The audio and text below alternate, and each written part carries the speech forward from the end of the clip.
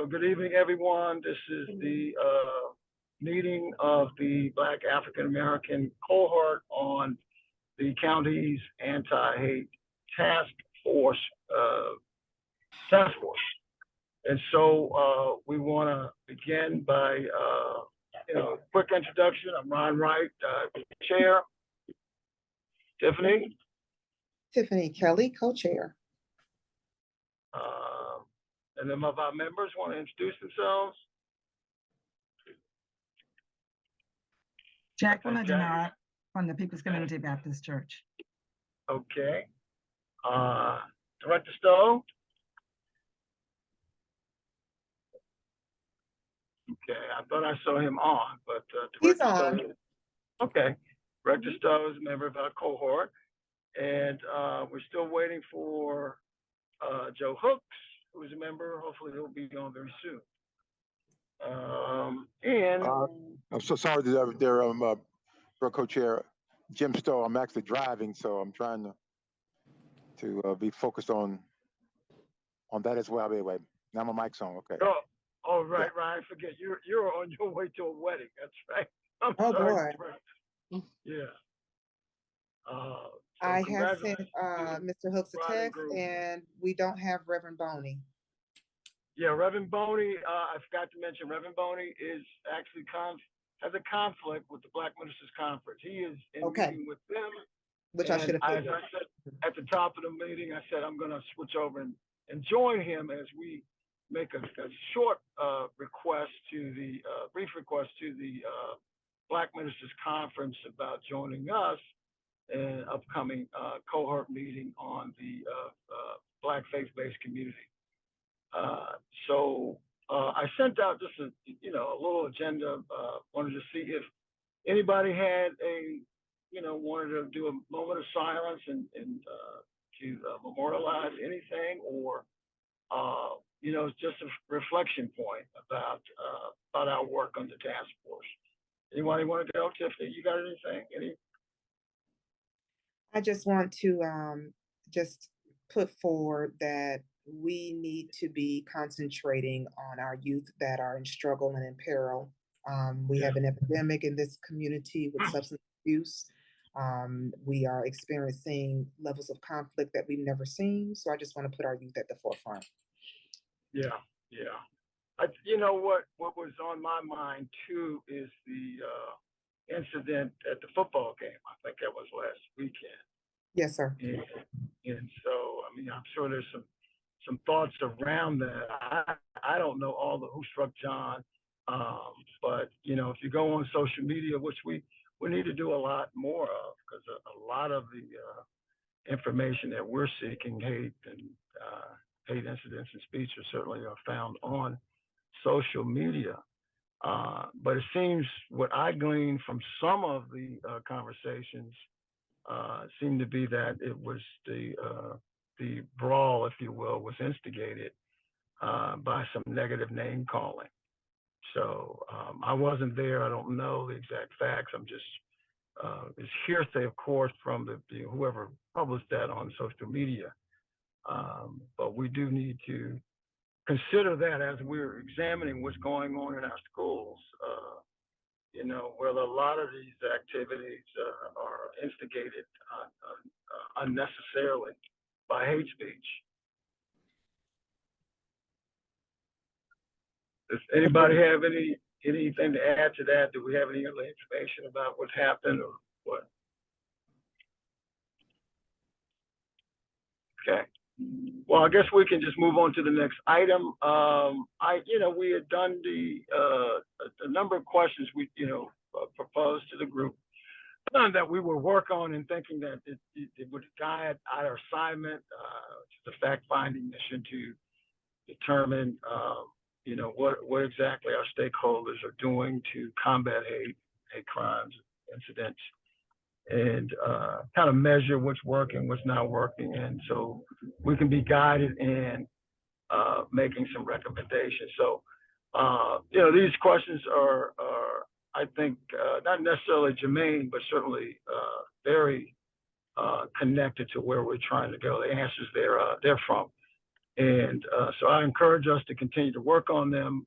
I have all but finished the first 10, so I'll submit my answers and we can maybe use that as a guide. Again, I don't think it's possible for us to survey the universe of stakeholders that are doing this work in the county. So our best approach is to prioritize not only what the stakeholders are, but the issues that they're dealing with. So we continue to hear that the majority of the issues are happening in MCPS and in and around Black communities, particularly church. And that was echoed at the meeting of the State's Commission on Hate. It's a different name. I can't recall all the name of it, but they had their first meeting initiated by the state's attorney, Anthony Brown, which I attended yesterday in Baltimore. So just on that, I'll quickly report. It was a great meeting. They have broken down or suggested several categories, which I will post. Of course, the main one is schools and community associations or community-based groups as well. They are kind of divided into cohorts as well. However, they have not specifically designated groups, but the member boards, the members of the board do represent a wide diversity of religious, ethnic, race groups, LGBTQ, et cetera. So they anticipate that that compilation of different groups, a variety of groups and backgrounds, will also report, as our cohort will, on the impacts on those communities as they are represented or in those. So when I get the slides too, I will forward them. We are going to continue to be apprised on all of their meetings. One difference what kind of yelled out at me is that most of the members, if not all of them, are government and or quasi-government officials. So it didn't seem to be a lot of public representation on this board. So that's a lot different from what I think we have on our cohort. And so I'll continue to update us on that. So while we're here, we had talked last meeting about scheduling certain events. So we do have several scheduled. First is the MCPS coming up on September the 18th. What we hopefully will include the parents and students. We will certainly have to work with this prohibition of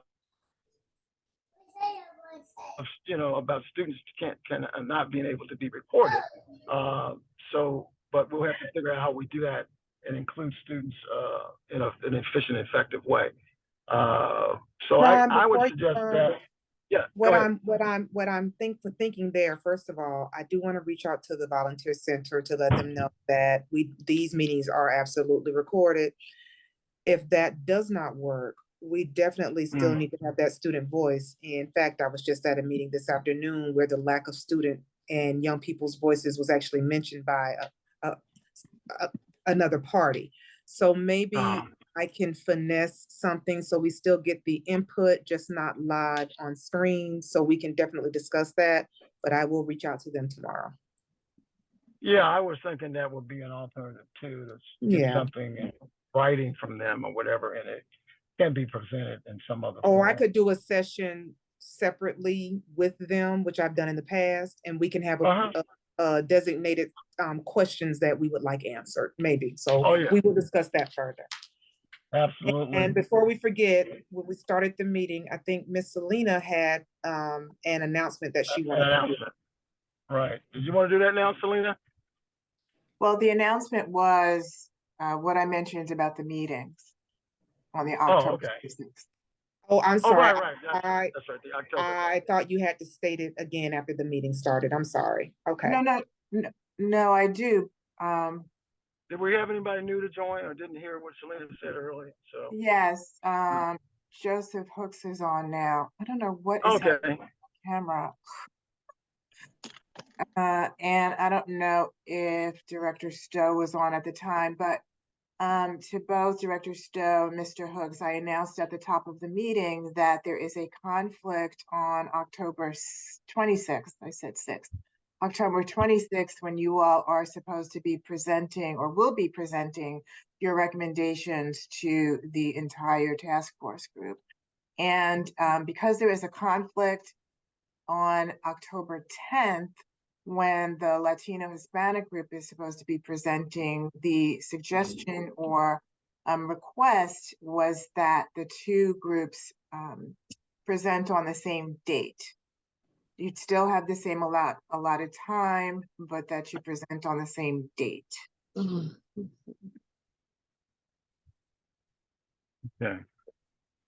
So that's a question that you all need to Resolve. decide. Yeah. Yeah. Sure. We'll decide that. Yeah.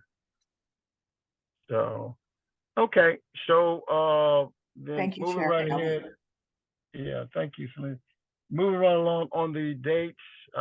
So I think in planning for the 18th, we will have a conversation with a representative from MCPS.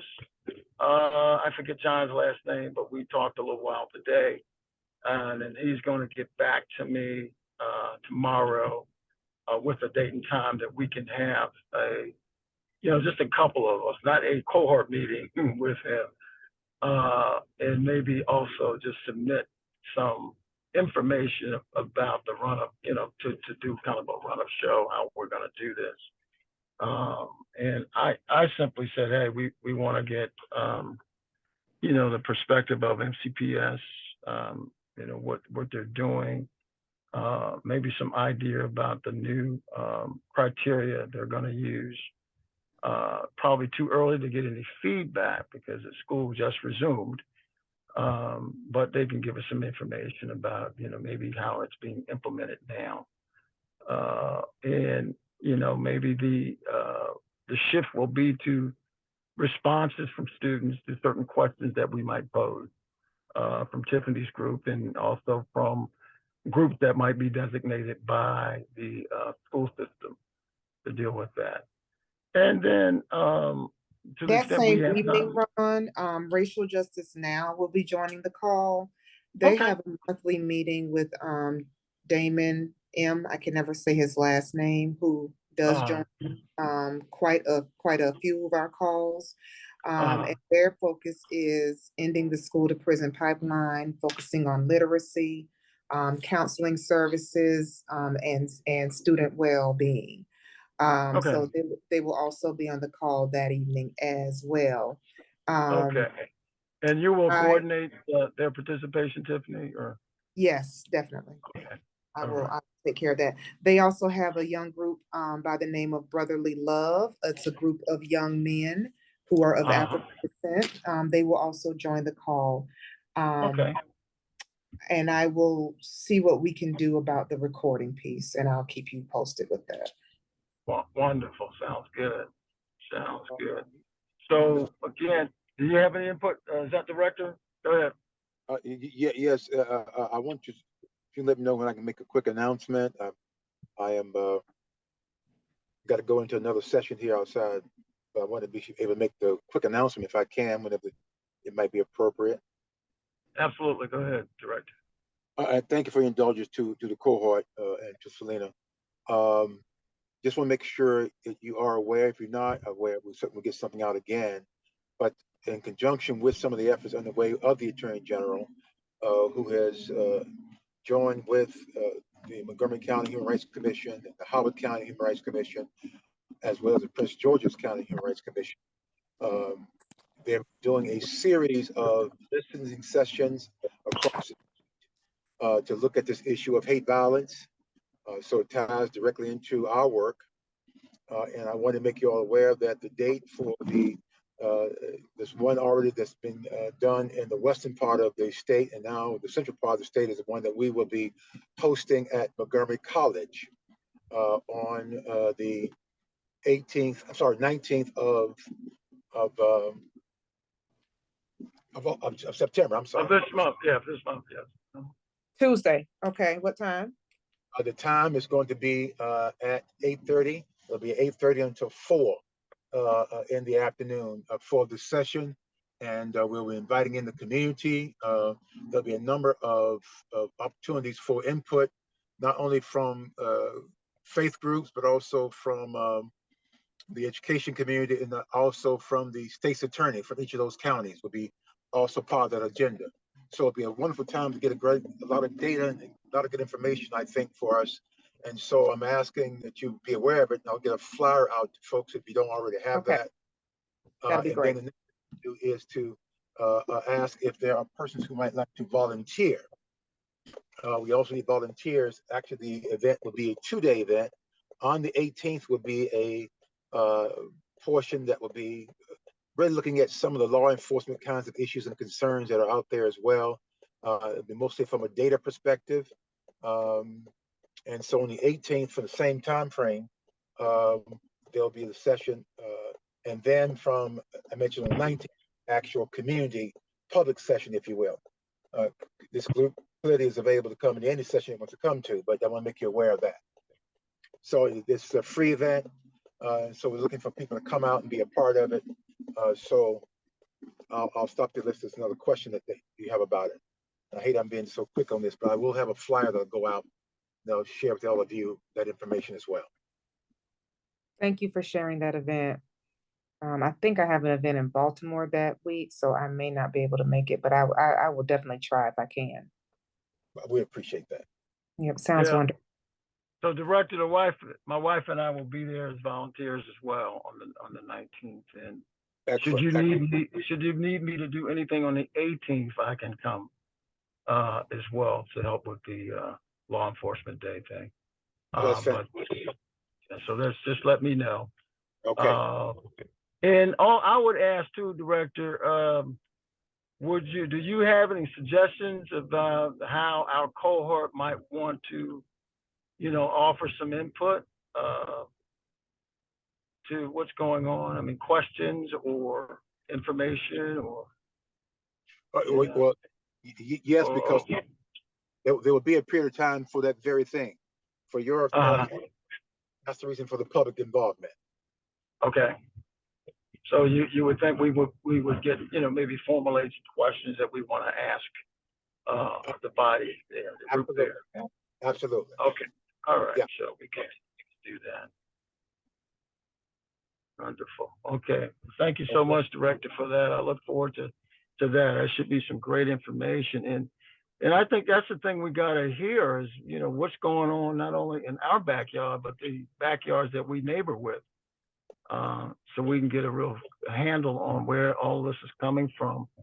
And, it may not be a one size fits all in terms of how you respond, but it certainly gives you an idea of, how you, treat the nuances, because we all travel in these counties as well, Correct. We might have loved ones who or family or friends that live in these other jurisdictions as well. And we want to inform and educate them on what's going on and what, the responses should be there. So I think that's going to be some vital information. Did they record the first session, Director, if you know? I don't know yet. I suspect that it will be, but I will have that when I send you all out the flyer. I'll make sure I include any additional information that I may have. Okay. All right. As we look to our event coming up on the 18th, I do want to raise a concern that is emerging from our community. The first being that, and I actually mentioned this is my own concern.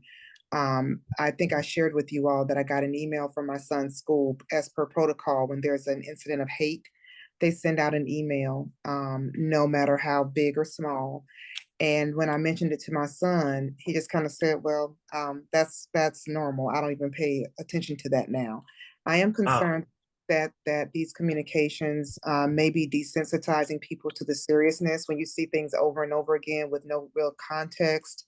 Um, it can be a world of, well, it's happening every single day. No one's shocked when they hear that. So I am concerned about that. And the second thing is what is has been emerging in the wake of the BCC Walter Johnson conflict is that we're hearing. I don't know if the investigation is complete, but witnesses, as you mentioned earlier, that said that for the entire game, BCC students were calling people of African descent the word that I will not say because this is public and it's being recorded. And there is a concern of the unwillingness of adults to stop the behavior, B, for MCPS to say what this thing is, although I don't know where they are with their investigation, but C, the parents of the students at the school that has known racism issues, their willingness to throw Black children under the bus.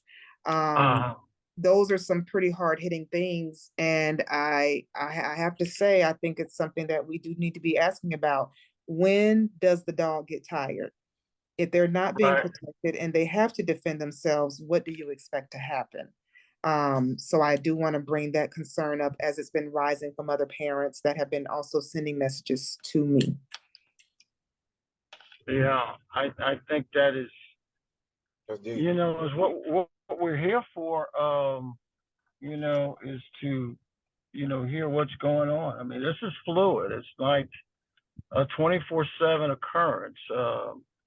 Similarly, you know, if you were watching the U.S. Open the other day, a German player was heckled by a member of apparently the Nazi group, said some untoward things towards the player, which resulted in that person's removal from the U.S. Open. So yeah. So it's, you know, it's rampant, and you can only expect that 160,000 students, that is somewhat overwhelming for the system. If even just a third of this is going on in our elementary, middle, and high schools, you know, how do you effectively respond when your major charge is to educate our students? So, and honestly, yeah, a lot of us are not comfortable with conflict as people, right? So how do we equip other students and other participants that are witnessing these things to put an end to it? Because I can tell you what you should do, but if you don't have a tool in your toolbox to actually do that, how do you confront someone saying things that are not appropriate, whether you're an adult or a child? What do you do? Because a lot of it is witnessed, but nobody is going to say anything because they may not know what to say or they don't feel comfortable saying anything. We own the solution. We don't have to rely on the system. We are the system. So what can we do? You're breaking up, Ron. He must be going through a bad area. So we'll give him a moment. I think Director Stowe was attempting to say something. I think it's bad connection. Definitely. And I think, you know, certainly that informs. Yeah. Okay. So I get a good spot here. Can anybody hear me? Yes, we got you now. Okay, if I should look, Tiffany, just keep going until I get into it. I'm going through Rock Creek Park. I'm sorry, guys. No problem. But just be careful. Go 25 miles an hour, please. yeah, I am.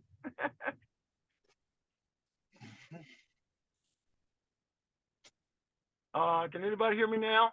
Got you now. Okay. So I was going to say, I think that definitely informs our work. It should be, you know, maybe a part of an interim case study, because there's going to be a lot of information coming out of that. What we're seeing. I heard there were some some negative gesticulation as well. Some signs and symbols, or mimicking certain animals. There's a lot of different stuff going on there. And somebody saw it, so. Yeah. Well, it's reminiscent of, I think it was a year or so ago, there was a volleyball tournament, and one of the teams had only one black player, and she was heckled by a couple of white students the entire tournament, while the adults looked on and did nothing. Okay, so I think maybe now, I think we're getting to some of the things that I raised before. Policy is great, but what does the bystander do? What are the solutions that we have not explored? Is it a bystander training? Is it how do you involve yourself? How do you get that person from that situation? What do we do outside of the school district? Because a lot of this is happening outside of the school district, and then you have parents that are willing to throw these children in jail. I heard lynching. I heard a lot came out of the adults. Lynching? What? That's what I heard. I don't know that that's true, but adults, whether they are in action or not in action, are part of the problem, but also a part of the solution. So I think that we need to explore something outside of more policy. That's not working. Cutting down game attendance, not really working. Something needs to happen a little differently, that's a little outside the box, that we have not explored. We are policy to death. Yeah. What else is out there? I would tend to agree, but still, it's a fact-finding mission. We got to see what's working, what's not working.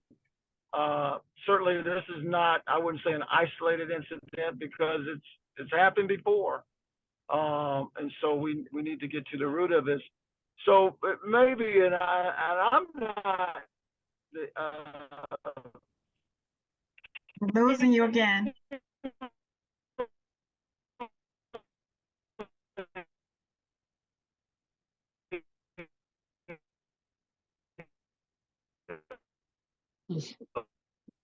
Tiffany.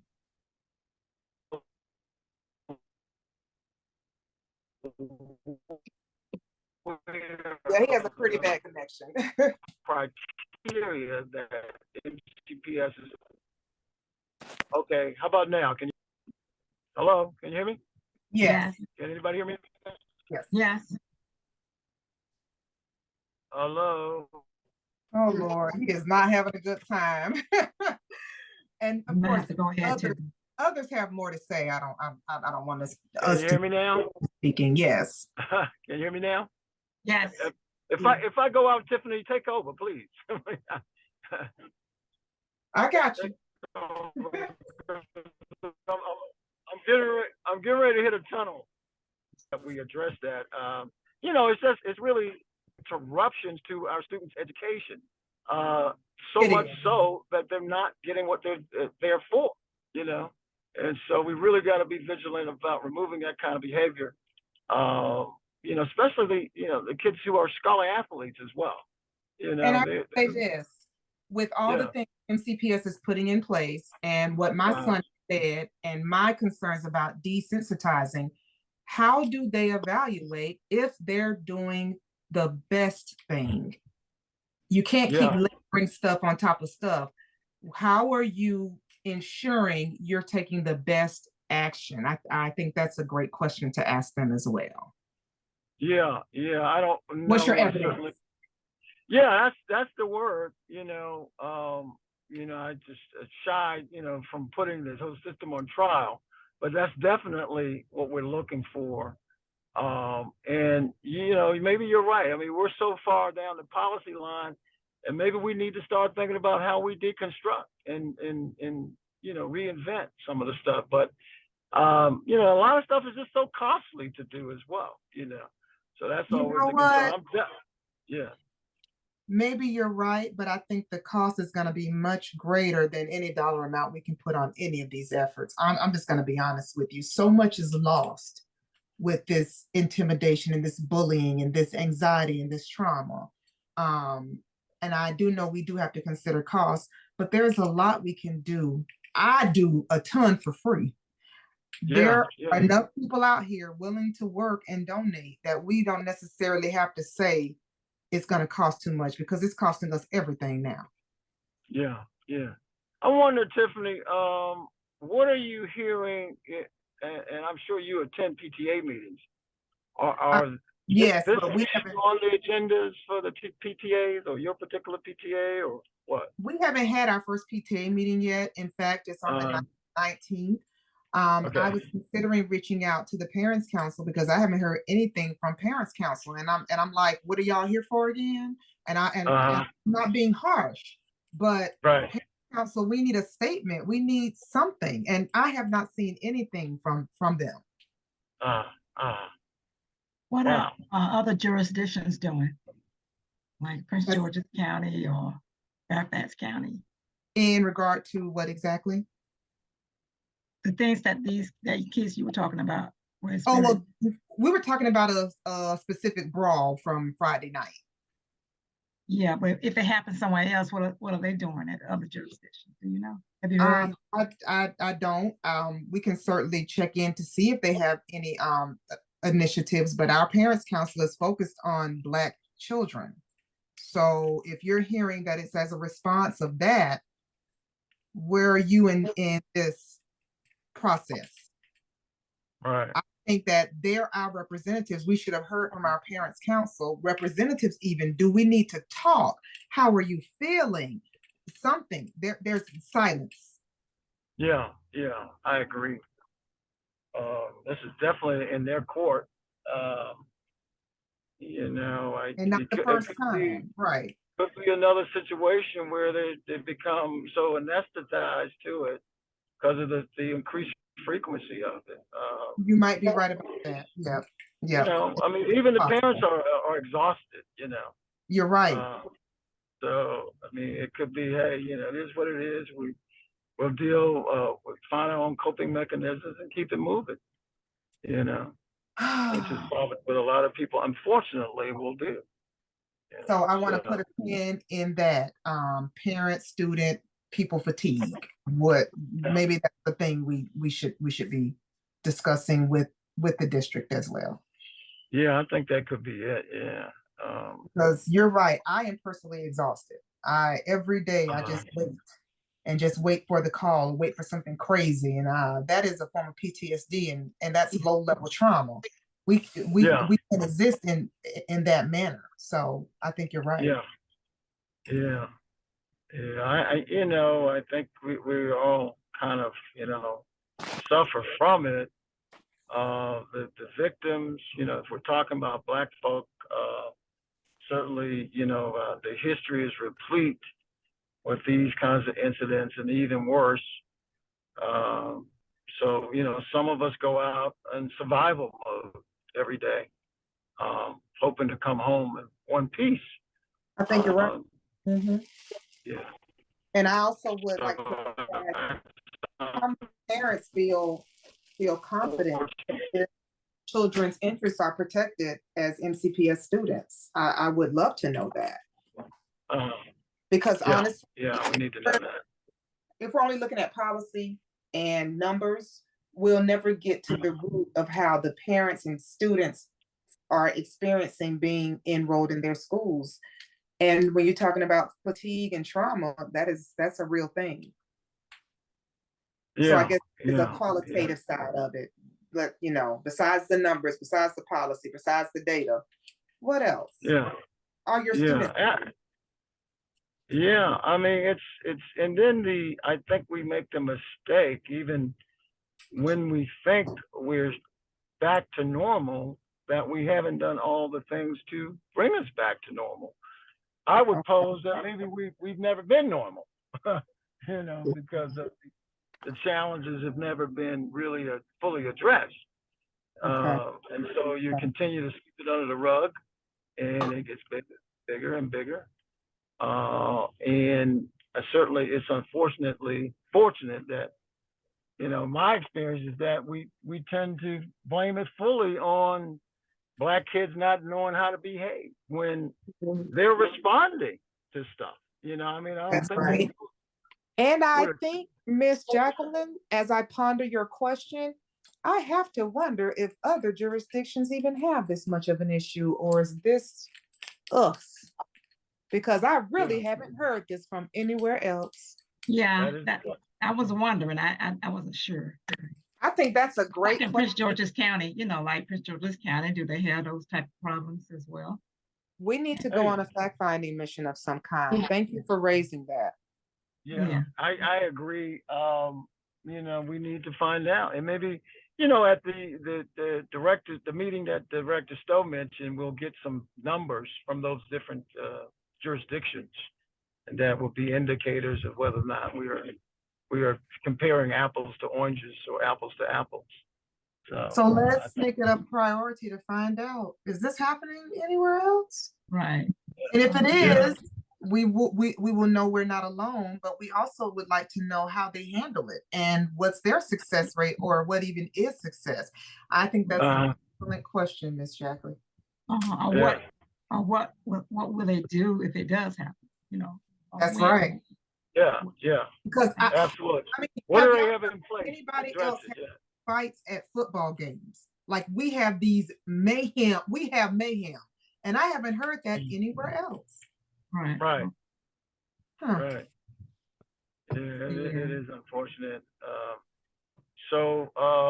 But I'm going to jump off and go to the Black Ministers Conference meeting. Tiffany, you have the floor, and I will jump back over in the next 10, 15 minutes. Okay. And we can close out then, or if you need to close out before I come back, please do so. But we have a few other items on the agenda that we want to get through. 2 more days, just quickly. We said the 19th. I did put in there this global Eradicate Hate Global Summit, and I just got that today from the Anna Young, I believe she works for the council. But it's an event that's occurring in Pittsburgh. A group started as a result of the Tree of Life massacre in the Jewish synagogue. And so I think it might be some good information coming out of that as well. It will be live streamed too, but I think there's a fee for registration for both in-person and online participation. So I'll send a link out to that. I just mentioned that. We do want to remember too and that's the 26th to the 29th, I'm sorry. And we do want to certainly remind ourselves to attend the full anti-hate task force meeting in which the Muslim cohort will present. That's coming up on the evening of the 19th. That will be, of course, after the event with the state's attorneys. So that's I just wanted to get those out. So I'll be back in about 5 to 10 minutes, gang. Thank you. All righty. All right.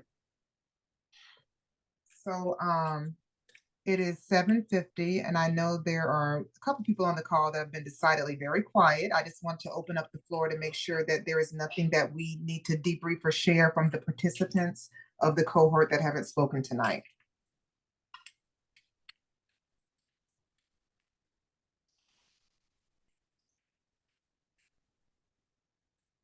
Okay, just wanted to be sure.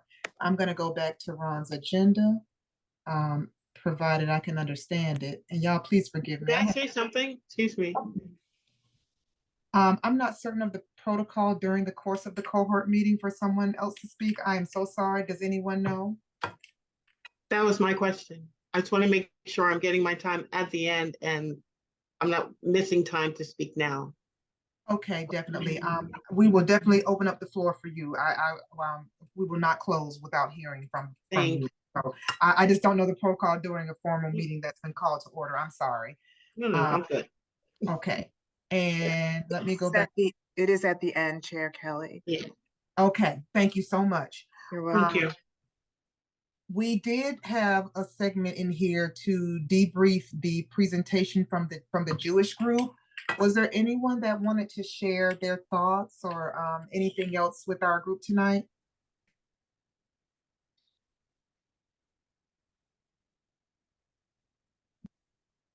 thought that it was a lot of information that they shared about some of the things that they had experienced historically and currently. And it was well organized, put together, very nice. And I think it gave us some ideas on some of the things that we should be looking at as far as some of the experience that we've had as Black Americans. And it was very informative, I think. During the course of the meeting, I was thinking and jotting down some notes, which I shared out. And I think some of them did come from their presentation. I did get some feedback from the public. I'm that person. Everybody's going to reach out concerning the examples they gave of anti-Semitism and using Minister Louis Farrakhan as their example. Someone sent me over a clarifying video. I'm not certain if that's what they were referring to. I don't know. And I think it does present an opportunity for further discussion because as I stated during the meeting or at the end, I just don't know what this thing is. And I think it's important to define it and illustrate it so we have better examples of what anti-Semitism could be considered because I just don't know. I didn't grow up with people that were of the Jewish faith. So I just don't have that experience to know what is not appropriate and what would be considered that act.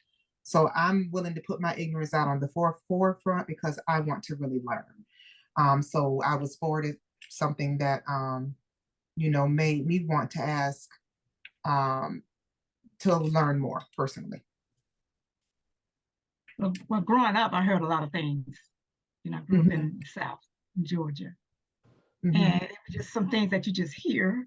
And it wasn't, just, like, I wouldn't say name calling, but just describing, they would just say something like those Jews or something like that, greedy. I did hear things like that growing up. But I have a very good friend, and we're very honest with each other because we want to be the best versions of ourselves that we can be. She is Jewish, and I posed a question to her, and I'm not saying this about any race, ethnic background, but I said, what do you do in a hypothetical situation when the stereotype may be true? And she said, that's a good question. And, we don't operate in stereotypes, but what if it's something that we can attribute to a certain color or creed or ethnic background in some cases, not all cases. And it was just a hypothetical question. And, we laughed about it. But I'm grateful to have her in my life because she helps me to explore things that I just don't understand. And I think a lot of it just what you hear other people saying. You don't really know. As a child, you really don't know. You don't know. Right. So you're only repeating what you hear everybody else saying. And so it may not be true. You just something that you hear growing up. With you saying that, then why are we punishing children all the time for this kind of stuff? I think I raised that point as well. Right. To me, there's something wrong with that because I was saying things I had no clue what I was talking about. Right. So I am concerned about always saying we need a punitive approach, but that's where we are, and it is concerning. But sometimes children just don't know. You have time to get them in a place of knowing, but also if you punish them for saying something like that, that adds to the hate, I would think. Right. They don't understand why they're being punished. They don't understand. Yeah. So I struggle with a completely punitive view to this thing and tracking and for what? To what end? To what end? What are we trying to get to by tracking all of this? What are we trying to do? Are we trying to make people even more angry? Or are we taking it to say, these are the situations we're seeing, so let's teach about this thing. Now, I can see that happening, but just disseminating it makes me as a parent feel like I'm in the racist South where I could be hung at any second. Is that appropriate? What are we doing? That's true. But that's just my thinking, y'all. You know, I'm off the Richter scale. I just wonder how much of this we really need to know, unless we're using it to drive learning and appreciation for each other. If we're using it to drive something like that, I'm all for it. But if it's just to say these are happening and have a great day, that's not working for me. And a lot of them probably just do it just because they want attention. Yes, I can agree. And some of them probably make bets with their friends. I'm going to do this, I'm going to do that, just to see what kind of reaction I'm going to get. And It is not appropriate, but yes. And right. And a lot of them come from social media, the TV, movies, and things like that. I honestly am starting to really believe that that's the driver of a lot of it. They're seeing a lot we saw growing up, and they know they're sometimes angry. Yes. And that's what comes out when they're angry. Yes. So I'm starting to feel the same, honestly. That's true. Nothing has a lot to do with it. It's so unfortunate. And with that said, being that we're living in a different era and a different time, how does our approach to this fit the time we live in? I was on social media the other night, and my son hipped me to a trend. There was a really cute dog, and all the comments used the N-word, talking to the dog. It wasn't nobody in sight, but they were calling the dog the N-word. Oh, really? Yes, that is a trend. And how do you address that when they're not talking to a person? They're talking to the dog. So I bring that up to say, we may, as grown-ups, not have the right mindset to be developing much of anything related to this stuff, because they're not talking to a person. And it makes no sense, but these children are crazy. So I'm wondering if we have the right approach for 2023 in the age of social media and access to information we've never seen. Is this even the right approach? And that's true, because social media has a huge impact on everybody, actually. It does. Yeah, it does. And it's kind of hard to say you do one thing on social media and you can't do it, in the public, things like that. That's right. So at school or whatever, at the gym or the football games or what have you. And so it's confusing to a lot of people. So they don't know what to do or how to react to a lot of these things. And so knowing that, yes, are we doing the right thing? I don't know. So I guess maybe the schools, the teachers and counselors and principals, maybe they can have like meetings, school meetings and things like that with the students and talk to them about some of these things. Or have guests come in and do presentations on how they should respond to these things, or ask them why they're doing it. I want to get to the why. Yes, I want to get to the why. Yeah. How, why are you doing these things? Why, if it happens to, for example, two students get into a fight or something like that over something like this, to bring together the families, the parents together, and they talk about it, talk it out, talk it through, to find out why they're doing these things, and to get to understand each other. And I'm going to be honest with you, I think you're going to get more results on anti-hate doing that than by punishing what they might not fully have the capability of understanding on. To me, that just makes more sense. When's the last time MCPS had a focus group of all students, not just the students that can come after school, but during school, when everybody cannot be there? When's the last time they heard from all students, not just the ones that can show up because they have a ride or they have a computer at home? Right. That's equity. And then the best way to handle these things is to talk about them. And who they're hearing from are the parents. And I'm sorry, we don't know anything. Right. So you can talk, the parents can, you can invite parents. You can do it with the parents. You can also do it with the students. Agreed. And do it together, actually. You can do it together, and it doesn't have to happen, maybe once a month or something like that. Just have a special time on the calendar, to have these types of meetings, I think.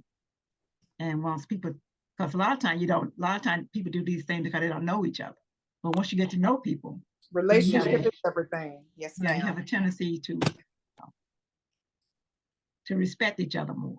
You're absolutely right, and I think I made the case for that in our first meeting when we were talking about that, and I said it's really hard to harm people when you care about them.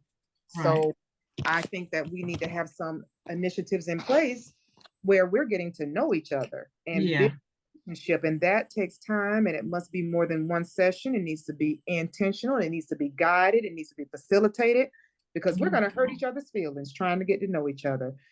It takes a lot of effort, but I truly believe in my heart. As a matter of fact, I don't believe it. I know it because I actually worked for an initiative, and that's what we did.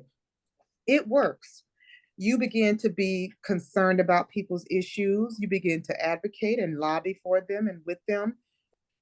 That's how we do it. Mr. Brooks, I see your hand is up, sir. Yes, how you doing? Something you said just when I was in college, I was a part of something called the multicultural leadership team, and it was a combination of different diversity, gender, racial, everything. And I was younger at the time, knowing what I do now, not really as valuing it as much. But I went to a primarily, white school, but a lot of the athletes were, of color. So what the school was doing was using that. We had like weekly or monthly meetings and circles, and to like sit the ice break and to learn about each other and to discuss. And I think maybe an initiative recommendation could be that every school either creates one like an SGA, but like a diversity inclusion or a multicultural. I know like Waggers Mill, they had like a committee of students that consulted the principal, and I think that can discuss certain things like hate. But I think it needs to be a department or guided, and I think it goes back to trainings for the teachers, because like I said in my first meeting, it's not what they teach, it's how you teach it. So just don't say you're doing it, check your box. Oh, we'll do this in homeroom, or we'll make an announcement every week saying something positive about a culture. No, it's like, how are we vetting and screening these CPS staff? Because for me, it goes back to school. Kids are mostly, if they're supposed to, most of their time in their life is they're at school. Then you have athletics and clubs and the extracurriculars, but that seems to be the home base where a lot of stuff is happening, being reported, because even our community, most of us are living where who we are. So if you're Black primarily, you probably, most of the kids mostly live around people like themselves, is what I'm saying. Like there's diverse, a lot of diversity has gone away. So just my point is maybe initiative to see if MTPS is willing to implement that.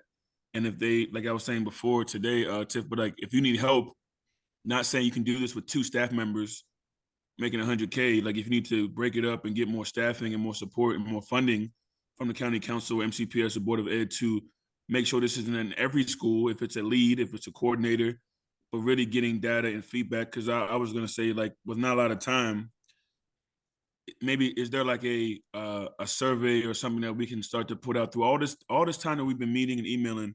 Something could be out there, right? We talked today, Tiffany, about informative and involvement. What is data that we could be getting from just the general public before a forum or a town hall, so that we haven't given everybody every chance to provide feedback? Like I know we have a guest speaker today, but does the schools has they even shared, how many people have shared about this task force? Who was pushing this out that we even have this and that we're meeting at these times? Is it Reverend Stowe? Is it Board of Black and Brown Coalition? Who has our back and who wants to get this out? Because do they really want to see change, or do they want to say that we talked about it? Because to be honest with you, none of this happened until something happened to a certain community, like the LGBTQ. So we've been called the N-word. We've been like, all this is not new to us. So what's new from this, and what is the real agenda for something to happen? And I think I would wish someone like maybe Will Gerando would come out and be a forefront. Like who was our point guard at the higher level to really have this this task force recommendations put into action. But we need to grab the voice of the youth and the community and key stakeholders. Like I mentioned, Black leaders, if it's different organizations, who can we get this 5-question, 10-question, where people can leave a video statement if they can't get to these meetings or get to these Zooms to say, this is my suggestion, this is my situation, and, you know, collect that. So I know that was a little bit of a lot, but I just kind of, I'm more of a task-oriented guy. So it's like I'm going to the board next Tuesday. Obviously, they're asking to me, but if I need to ask Sheba Evans these 5 questions, like, I just kind of want to be assigned. I have, you know, I know we got a lot going on, but it just seems to be a lot of good talk, but we just, like I said, we don't have a lot of time, even though I know we can keep this going informally after this 6 months, whatever they call it. But I know that we get one shot for the first impression. And I think we have the people, but we need to use the people. If it's Greg Wims, if it's, you know, many people in these places and spaces that are in Black leadership or principals, you know, Black principals that are willing to really influence this impact, right? There's back to school nights. There could have been a survey presented or an email. How do we grab the voices of the masses so that we can use, like you said, we're the system. How can we use that population of who we are to make this really stand out and stand up? I think you're absolutely right. I do know that for me personally, I can call myself to action. I'm a member of a lot of coalitions who have a lot of members. Unfortunately, they don't tend to be people that are non-white, but I do know a couple where we may be able to reach some, that we may be able to reach to get some surveys done. Some groups of people do better with paper and pen in their hand. Others are technology based. I also know that I have a list of students that did SSL opportunities that I offered, at least 1,000 students that I can probably get something to. Again, that demographic looked a certain way. So I would be thinking about how we could get to the ones that we typically don't hear from. I do learning opportunities with the Gaithersburg Youth Club, and their population would be the demographic that we typically don't hear from. I could definitely speak to them, but we would just need to know, what are we trying to find out? What do we want to know? Yeah, what are the And questions? then we could gear questions based yeah. on. Yeah, I think we formulate that because I think everyone has a system of who they can reach, and I think, like you said, it's like Minority Scholars Program. Okay, that's a lot of those in schools. So like, there's a lead in that. There's a leader in that who could say, "Hey, send this out." There's Credence Services. There's Community Bridges. There's girls groups. You know, there's Street Outreach Network. There's Man to Man. So I think we can get, if we can get to these leaders to say, "Can you, once we formulate these questions, will MCPS be willing to?" I'm pretty sure after the fact, putting something on their main page where parents can say, "Hey, you know, this is an open poll. This is an open survey. Complete this." Like, do you really want our feedback, or do you just want to say that you asked for feedback? I mean, that's what you heard me, Tiffany, earlier today. Like, Yes, you want to just say that, like, you asked. Oh, we got the information. Yay! yeah, like you know, I just think that it needs to be in the forefront. It needs to come from either, you know, Dr. McKnight, Board of Education presidents, you know, like you said, parent councils. But I think everybody has a place and space of who listens and follows them. And the more leaders we can get to get this out, I'm sure, like, okay, for example, I didn't see much youth voice or community feedback besides research from the Jewish presentation. But even if we had, I think the stats of having a certain amount of numbers in a survey or data, like if you do a survey and 40% completed, it's like a win. But if we Yeah. can say, hey, our goal by our new date is that we had 500 people complete this between 250 youth, 250 adults. I just think that's a win to back up what our recommendations are and our findings. I think, you know, I don't know if we're going to do like a history timeline. If we need to, that's pretty sad. Like, I don't need to explain what the N word is, I hope. Like, but I think that, you know, we can get quick to what's going on and what we recommend and what we found out based on. I think, like, we came up with the questions of people to talk to. What are you already doing, and what do you need from us as a voice and people to influence and impact your that to be echoed or influenced even higher, so that, like, who is pushing for this anyway? You know what I'm saying? Like, I'm going to say this to you. There was a video that BCC students did, Bethesda Chevy Chase, Black students at Bethesda Chevy Chase, detailing their experiences, right? That information is public, it's well known. What did the district do with it? What did the Board of Education do with it? The stuff is out there. I'm Yeah. concerned that you haven't already done something based on these students' accounts. We should not have to go on a fact-finding mission for what already exists when you will not do anything about it. What did you do when those students at BCC said, we have a problem? Did you go to BCC and try to figure it out, or did you just, that's a problem for me? Right. And I think, Because yeah, and I totally it's love out that. there. Yeah, It's out. like you said, what has already been done from these certain situations? And like, do you consider that a success or not? And what is the next steps for that to be better next time? I think, like I said, I think Ron said it about putting them on trial. Like, would anybody really admit that they're doing not the best job? But I think like we gotta make them comfortable to be vulnerable to say we didn't do as best as we needed and we need help and this is what we need from you all, or we need, what I'm saying? Like, we gotta get them in a space to share, like, we tried this, like you said, like you said, what's their efforts and be accountable to those. And I'm not trying to, slap the wrist of anyone or, Dr. Knight, who just got on board with a lot of stuff on her plate, but people have been in place. I think what I was going to say earlier, that there's a different shift in, millennials and different eras. So I think a lot of people who've been a part of this system for a while are in the way, and they need to be evaluated so that new blood, new ideas, new systems and policies can be impacted and implemented so that there can be change. Because, like I said, is like, why did these kids go to this school? Some people seem to be okay with what's going on, and why is that okay? I'm going to say something here that's going to be very controversial, but y'all know me by now. I'm just putting it out there because I'm trying to save our future. I feel at the rate we're going between prison and everything else, we're going to be extinct. I'm concerned about our Black leadership, whether it be at the Board of Education, school board, police, whatever. I am too. I fear there's a fear of looking too impartial to your own, that you try to be fair to everybody. Oh, that's a fact. I'm concerned because I'm like kind of looking side-eyed sometimes, like you're not able to call it out because then they're going to say you're exhibiting favoritism, but you're trying to be so fair. But this is the problem for me. Like I said earlier, some other people aren't apologetic about them and their community and demographics. Why are we not? Some of those groups that are like that, and I admire them. No, I respect it because they deserve, that's what they should do. But it's like, that's why I'm asking, especially, I don't know who's on the call, but I don't, like, if when the time comes right, everyone's wearing their outfits to show where they're from or their background, right? Your nice cloths and hats and stuff to say that you're from Africa and stuff. But are you speaking up? Are you leading? Are you advocating? Are you just trying to say, are you just trying to be okay with everybody? Like you said, who is our point guard in Montgomery County?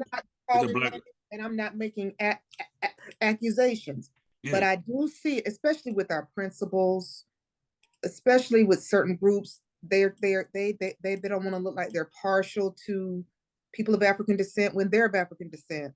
That's problematic, and it's because they don't feel safe to be. They don't feel safe. Yeah, we don't. I think overall in Montgomery County, and it's like, not, why don't we feel safe? Why doesn't our leaders feel safe? Because if we don't feel safe, we will lose our position that we've gotten to. Someone needs to not be afraid, like Martin Luther King and Dr. Malcolm X, to say, I'm not afraid to lose my seat or my chair or my spot if I do lead. But I'm thinking that that's right. If it's someone on the way out, like, Craig was on his way out at one point in time, like, what's your legacy? And I think Stowe said that from the very beginning. What's going to be our legacy from being a part of this? And I think that I've thought by now that we would almost have contacted by some people that are in position. And I've named about 7 Black leaders, from MCPS, Board of Ed, to County Council, to delegate. I think we have enough where I'm sorry if I wasn't born then, but if it was 1960, that all 12 of these people would have been in the circle table already. But what we're doing is those 12 are amongst other tables just trying to fit in and get along with what's going on. So I think that one of our fact-finding missions should be, why aren't they? Why can't we meet with everybody? Like I told you, I'm part of the Black Executive Network, which is all the Black leaders that own a nonprofit serving Montgomery County. They're, Them what? with, Wait, stop. They're what now? there is a Black, Kim Jones has put together, it's called a Black Executive Network.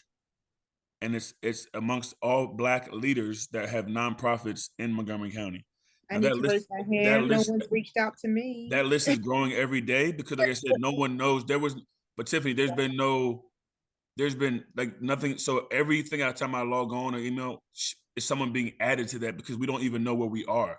You see what I'm saying? Like I just met you 2 months ago and so it's like I would have never said your name because I didn't know who you are, what you did. Where can we go where we can see our people and what we do and where we lead together? So has there been a time where Dr. McKnight, Sheba Evans, Brenda Wolf, Will Jawando, Bob, boom, boom, are all at the table, and why don't they meet monthly as Black leaders of Montgomery County? Because the other communities do. You saw that on, there's so many, like, there's no Black coalition. There's maybe some minister coalition stuff, but I'm saying is just, like I said, the Jewish people, they have so many different committees and groups. We don't seem to have that, and that's from my lens. I don't see us people getting together enough from a leadership standpoint to a people standpoint. But the reason why different communities are getting what they need, because they're showing up in numbers and in leadership and in not even asking for it. They're advocating, but they're almost demanding for it based on the numbers they have. I just had this conversation with someone earlier. You're absolutely right. I'm going to get to again. We recognize it. Why not? And I'm going to tell you my theory. It's just a theory.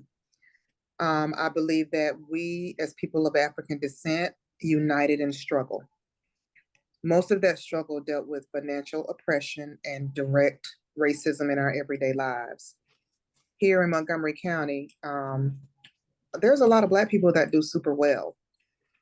And those are the people that are at these meetings and on these boards, and they may not see the need for that type of unity, unfortunately, because we moved on up and moved on out. It's just a theory, but it's what I've seen here versus me being from the South. There is an elitism here that excludes you from the regular stuff that regular folks deal with. So your people in power and position just don't need to be on the ground level fight. But I do want to get to the why, because once we get to the why we're not doing that, and I think you make an excellent point, we absolutely do not. So we're going to start that today, Mr. Hooks, you and I. We need to figure out why that's not happening. What about our experience and existence in this county warrants us not doing that? We need to figure out why. Yeah, and I think in a supportive way, just speaking passionately, safely, is if we had and with you, Ron, as a task force, can we write a letter or email asking those identified to say, can we get together publicly to show our strength in numbers? And that's what I'm saying is like help us empower them to feel comfortable to get together. And that's my main whole point is that I would see as a younger black man, I'm not young anymore, I'm younger. I would feel empowered if I saw that together, like I saw the other communities getting together. That's my point. And I would love to support and ask. Many of them I can text today and just say, why? I mean, I'm sure they get together like in a person, but collectively and publicly, I don't know if that's ever happened. If Ms. Jacqueline or anyone else, if I'm wrong, I just don't see that. Would like to hear the input. I don't see that unity to show our strength so we can come forward and ask to feel comfortable as a people of what we need from them in their position that they've been voted to be in. I think you raised a great point, sir. I look forward to bringing that to the rest of the group. I would love to hear what Ms. Jacqueline has to say, however. Yeah, you're right. That's true. And a lot of it is because there were, maybe still is, it's a generational thing, I believe. And in saying that, sometimes if you're brought up a different way, it's kind of hard to change for some people, like the older people. And because we were brought up, my generation probably was brought up differently to try to get along, to work together. And so things have changed now, whereas your generation, the younger generation, probably don't see that happening, or don't see things the way that we saw things. So Yeah, now, Yeah. you Yep. know, just Yep. different. Yep. So now I don't know whether it's more competitive now, or is racism more obvious now, open maybe? Do you know what I wanted to do at that school when I heard about what happened with those BCC students? I wanted to get every person of African descent I could and stand across the street so that they could see our presence, because they don't see us. Not here. They don't see the unified front that they need to see with their eyes together collectively. We are so fragmented. Hey, Tiffany, I don't know this is recorded, but I'll just say I know a lot of the head coaches in Montgomery County. And between the two games, I texted one of the head coaches and said, hey, did you hear why that happened? And they said, oh, just a bunch of Walter Johnson kids going at the BCC kids. He didn't. And it's just like I said, hey, I'm on this anti-task force. I would like to know if this was, and he didn't like label it like that. But I don't know. I know there's more investigation. I did see there's been no criminal, which would seem to be a lot of criminal physical assaults. But I think it's like you talked about, like, I don't know what, maybe you said something, I don't know what anti-Semitism is, but I think people looking at that, like, remember I said in the email, like, is this a hate crime? Like, once we find the root cause, if it was some slurs or if it was a color associated, let's not be afraid for that to come to the forefront, so we're not protecting the systems that failed. Like, right. Can you please go public officially, not just drift and say, it all started from someone getting called the N-word or someone calling somebody a white bee, or I don't know what it was. And that's the point that I was raising earlier. Yeah. I'm hearing accounts that it was for the whole game. And that's where I'm like, you don't, even if you hated someone from going to a different school, now that's a federal hate crime. Now that means you did an action because you hated them at the moment, which means maybe you're not racist, but you did something that was hateful, which was hurtful. And how are we teaching the school? Is there assembly? Like, what's the response? Like you said, what is the response?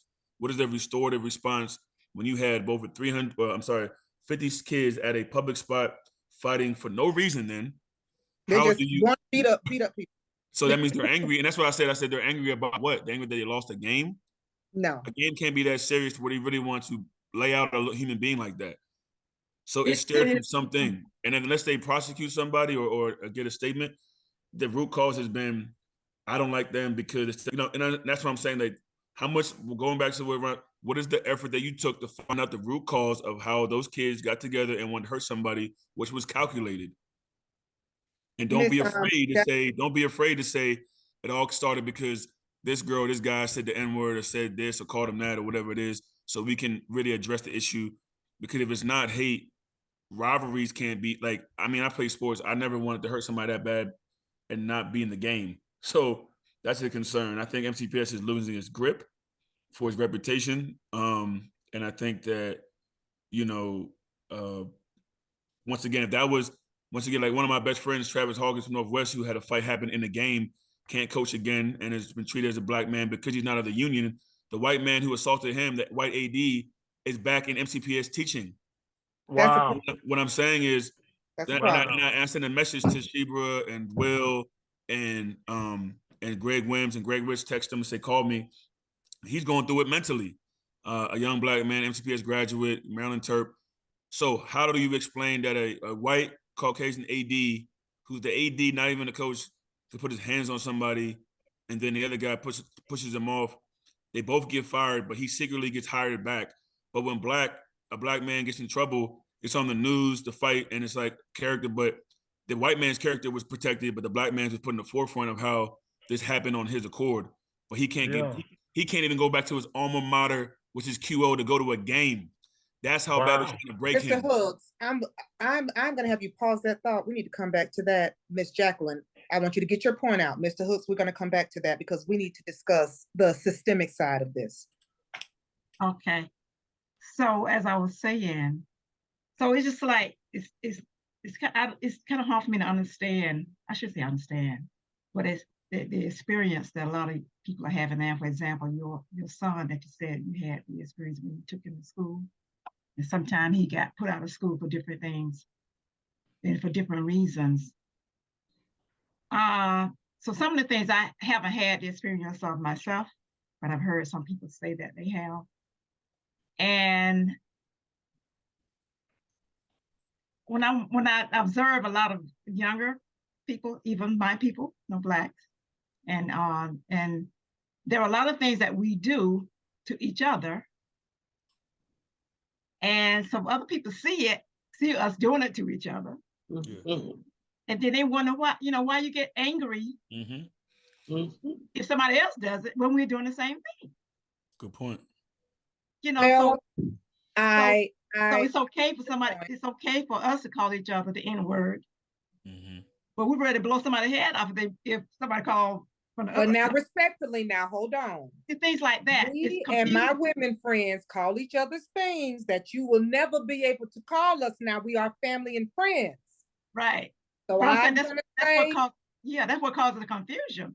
So even people ain't no confusion, Miss Jackie. Ain't no confusion. Not with us, but I'm just saying for other people that might take that. We have been saying this for decades, that in some sectors that's what they do. Whether you think it to be appropriate or not is a personal decision, but we've been saying for a long time now, yeah, it might not be right, but that is what we do within the culture. Right. But so that now, could be for children growing up, they might say, well, why can't, if they can do it to each other, I mean, you hear somebody else doing it, then, there could be a confusion there, yes. Right. Yes, no, that is and now that things are getting more and more biracial, people feel uncomfortable to say that, and I think for us to shift that is like just, I don't know, explaining religion, but I think how do we inform our own people to make it stand? Like you said, it is kind of sad that we are equipped to be okay with my friend maybe saying, hey, what's up, N-word, and then if a post officer said, hey, come here, N-word, the fact that we know the difference right away when it's a good thing and bad thing, it's like I might go walk my dog. How was I raised to know the difference between? And I think obviously the tone and who it is, but I think, like you said, Jack, on the outside, a kid coming from Iowa or Ohio or Eastern County, Eastern Shore can come in and say, well, I'm new here. I haven't been around no Black kids. I'm hearing Black kids say the N-word to each other. So if I say it, does that mean I hate them because I'm hearing them say it? That is confusing. And then you got the Black friend to say, you cool, say it. Right. That's true. Ever say. And then in every rap song that the teachers and principals, right, calling each other names and stuff like that. So that could be, that's. But I will go back to the dog on social media. It's nobody there. They calling the dog that, and I'm like, we finna punish that. Who was the dog offended? Like, I'm a little confused here. But it's a trend.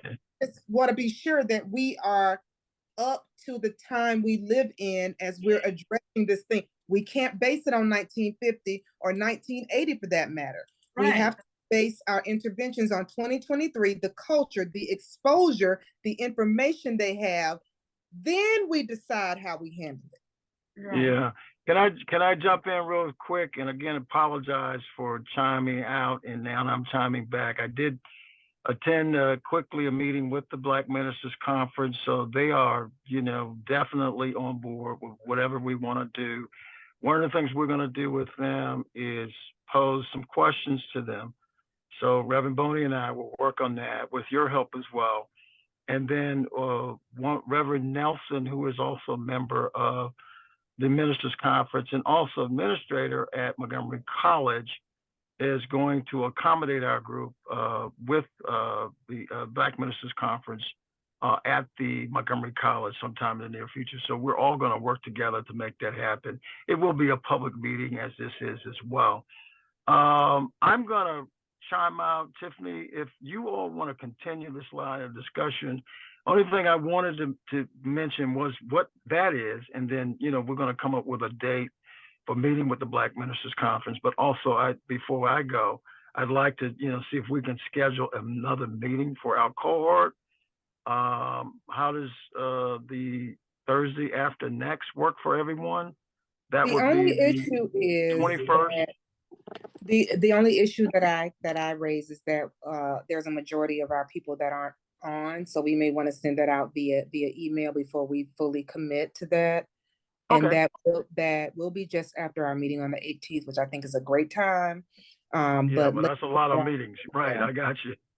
But Mr. Hooks was making a great point, and we were getting to some systemic issues that we face, which is one of the things I also raised, is that yes, we do need to talk about the individual acts of hate, but he was illustrating a story of how two coaches were treated very differently in Yeah. the same situation. So I Yeah, go yeah. back to the individual acts are so easy to cover up. You can never say the N word, but that does not make you a person that is anti-racist and anti-hate. Right. Indicated by a certain teacher not being, a certain coach being treated completely differently, who may Yeah. have actually been attacked. Oh, We sure. have to And put issues like that at the forefront. yeah, I agree. I mean, we continue to see these double standards play out. And Joe, if you know that coach, I think he's off the call. He's off the is he call. off? But Yes. anyway, I think it deserves, the council to look into that. Or someone getting a conversation with MCPS as to why that happened. But I think these things we're going to footnote them and bring them up when we have more time. But I was just going to say, Tiffany, if you want to continue, if the rest of the cohort members want to continue, then so be it. I have to be at an event that I'm already late for. So if this is the time to adjourn, but if we want to continue, then continue. I think at this time, you adjourn us. Yeah. we'll be losing quorum at that point. So I would like Right. to give our guests the opportunity to speak. Okay. If this is the appropriate moment for that. Okay. Can I also just say before, Ron, you get off, that there was an update. I don't know if you can see the chat. I was behind the scenes trying to see what we can do about getting another meeting. So this cohort will present on October 26th, and they will find another date for the other cohort.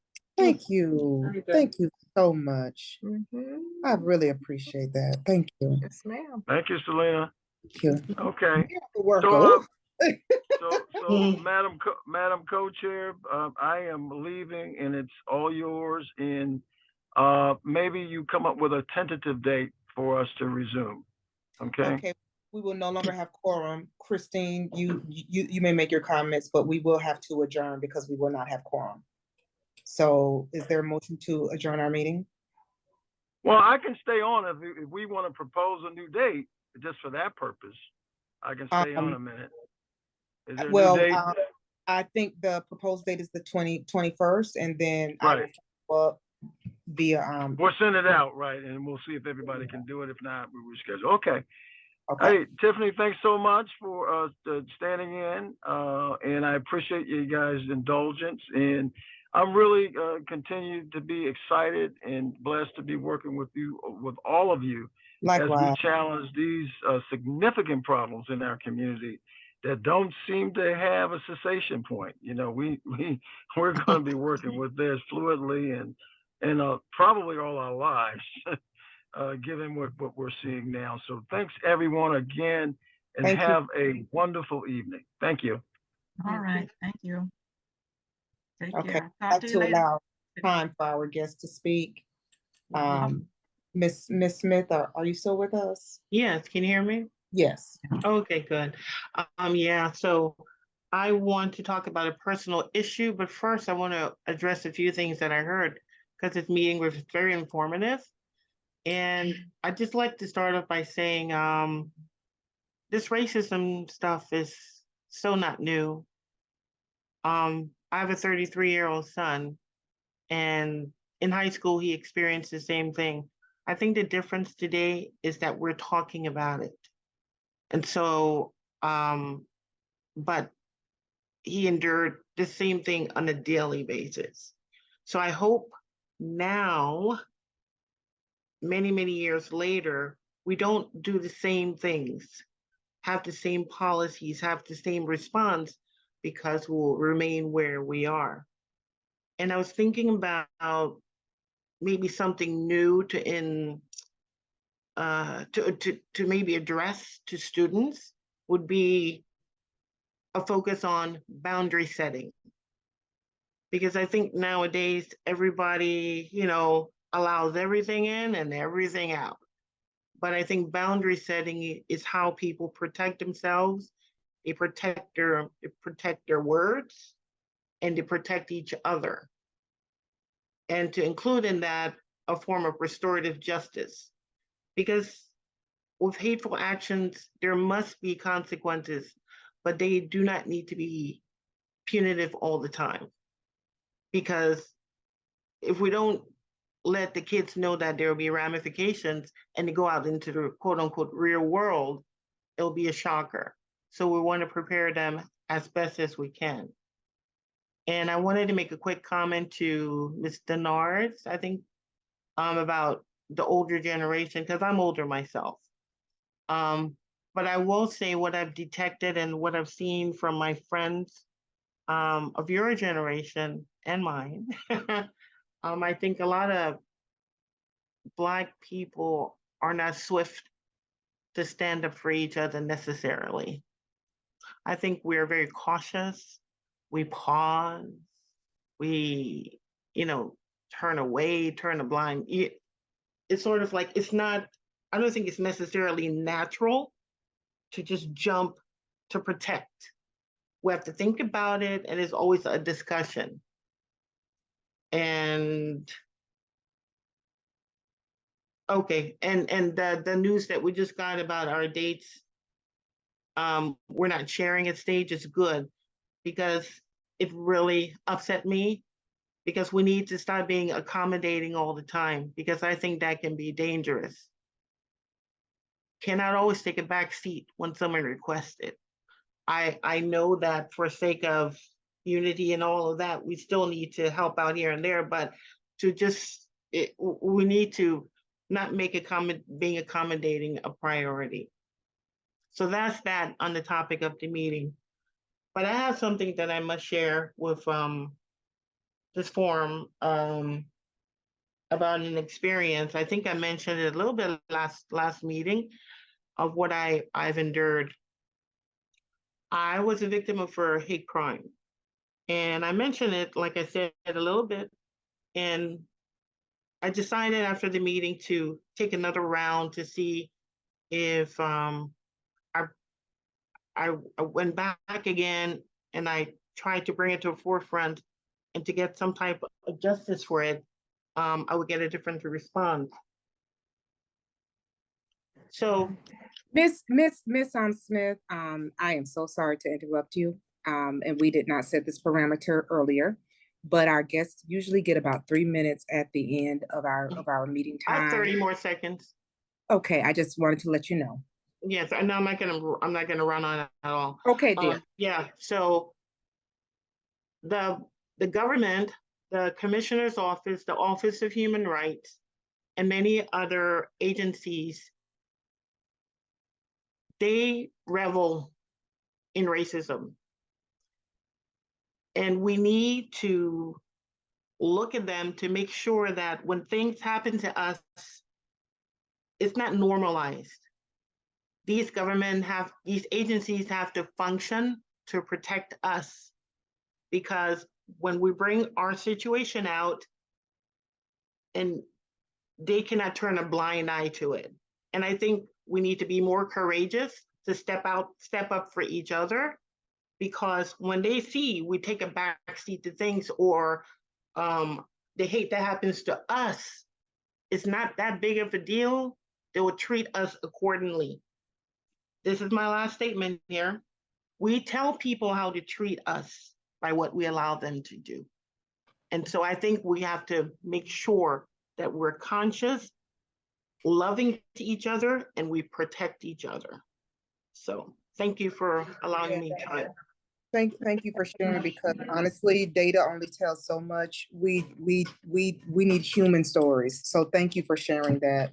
Is there anyone else on the line that wanted to make a comment besides the members here?